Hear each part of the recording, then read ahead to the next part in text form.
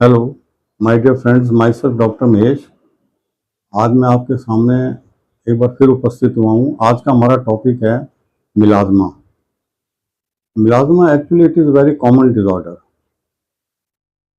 It is more prevalent in the females as compare to males. The peak age for occurrence is 30 years to 50 years. Actually melasma क्या होता है? It is also called hyperpigmentation of the facial skin, या आम भाषा में इसे झाइयाँ भी कहते हैं। तो बहुत कॉमन डिसऑर्डर है, लेकिन मेरी ओपीडी में जितने भी पेशेंट्स आते हैं वो आते सबसे पहले क्वेरीज खुद ही पुट अप करने लगते हैं।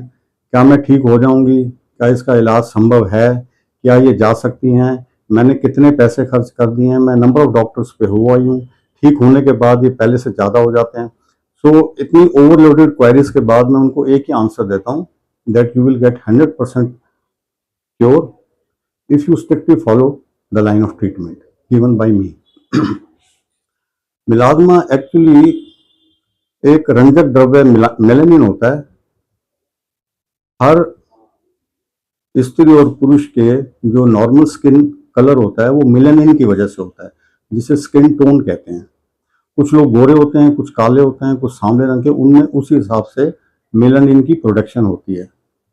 मेलानिन जब जरूर से ज़्यादा पैदा होने लगता है तो उससे मिलाज़्मा डेवलप हो जाता है। मिलाज़्मा जो है एक बीमारी है, तो इस प्रोसेस को मिलानोजेनेसिस कहते हैं। हमारे स्किन में ऐसे सेल्स होते हैं जिनमें मेलानिन पाया जाता है, उन्हें मिलानोसाइट्स कहते हैं।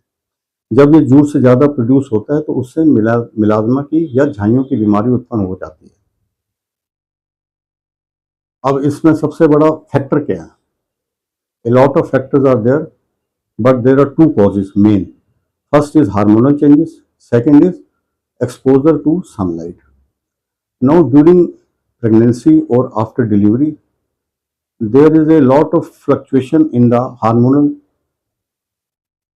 balance of the females that stimulates the melanocytes to produce more melanin that leads to melasma. यानी प्रेगनेंसी के दौरान जो मेल और फीमेल सेक्स हार्मोन्स होते हैं उनमें उतार चढ़ाव की वजह से ज़्यादा मेलानिन प्रोड्यूस होने लगता है और वो ज़्यादा झाइयों का कारण बनता है। दूसरा होता है प्रोलॉन्ग्ड सन रेज एक्सपोजर, यानी जरूरत से ज़्यादा समय के लिए सूर्य की किरणों के जो हार्मफुल रेज होती हैं, ultraviolet a and ultraviolet b, उनके साथ एक्सपोजर होने से भी मेलानिन का ओवर प्रोडक्शन होने से झाइयाँ पैदा होती हैं। अब आप कहेंगे कि मिलाज़्मा और हाइपर पिगमेंटेशन में क्या अंतर है? Hyperpigmentation is a vast term used for diffuse coloration of the skin, जबकि मिलाज़्मा जो है that is a confined term used where there is a brown pigmentation with clear margins. इसकी presentation कैसे होती है? It presents itself in the form of brown macular pigmentation, यानी brown या हल्के भूरे रंग के धब्बे चेहरे पे पैदा हो जाते हैं जो कि नॉर्मल स्किन टोन से गहरे होते हैं, और ये इनकी अपीयरेंस ज़्यादा सिमेट्रिकल होती है। दैट इज दोनों साइड की चीक्स, नोज, फोरहेड और चिन पे होते हैं। तो इसकी डायग्नोसिस हम इजीली कर सकते हैं। अब इसमें कई ट्रिगरिंग फैक्टर्स हैं। ट्रिगरिंग फैक्टर्स में सबसे बड़ा हो गया कि आपका एक्सपोजर सन रेज हो गया, जरूरत से ज़्यादा सन रेज में एक्सपोज करना, स्किन की केयर ना करना, इस वजह से मेलानिन जो है वो प्रोड्यूस होता है और बढ़ता चला जाता है। इसके अलावा जेनेटिक कॉज भी होता है इसमें, यानी जिन they are more liable to develop the melasma who have a family history of melasma. जिनके पेरेंट्स को मिलाज़्मा होता है उनके बच्चों में उसका होने का पूरा चांस रहता है। इसके अलावा स्ट्रेस फैक्टर होता है। स्ट्रेस मतलब stress factor doesn't increase the melanin production या मिलाज़्मा डायरेक्टली नहीं करता है, लेकिन ये जो ऑलरेडी मिलाज़्मा डेवलप या झाइयाँ बन चुकी हैं उनको वर्सन करता है, यानी उनको और बिगाड़ देता है। और इसके अलावा कुछ मेडिसिन इस तरह की होती हैं जिनके यूज़ करने से आदमी की जो त्वचा है उसकी सेंसिटिविटी बढ़ जाती है सन रेज के लिए, उससे भी मेलानिन प्रोडक्शन होता है और मिलाज़्मा डेवलप होता है।